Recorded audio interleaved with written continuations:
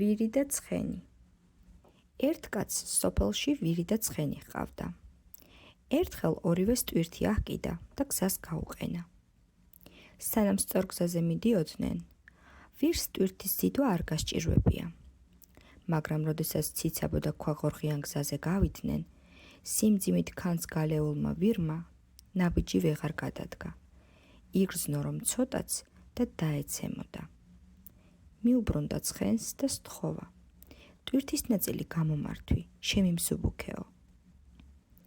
მაგრამ უგულო ცხენმა უარი უთხრა. ბოლოს და ბოლოს საბრალო ვირს ფეხი დაუცურდა, კლდიდან გადავარდა და დაიმტვრა. პატრონი ვირის დამტვრევამ საგონებელში ჩააგდო. აღარ იცოდა ტვირთისთვის რა მოეხერხებინა. სხვა გზა არ ჰქონდა. ხრამში ჩავიდა, ვირს ტვირთი ჩამოხსნა და ცხენს აკიდა. ორმაგად დატვირთულმა ცხენმა ძლივ-ძლივობით განაგრძო გზა და თან ამას ფიქრობდა. ღირსი ვარ. ვირს რომ დავხმარებოდი და ტვირთის ნაწილი გამომერთმია, ახლა ორმაგის ზიდვა არ მომიწევდაო.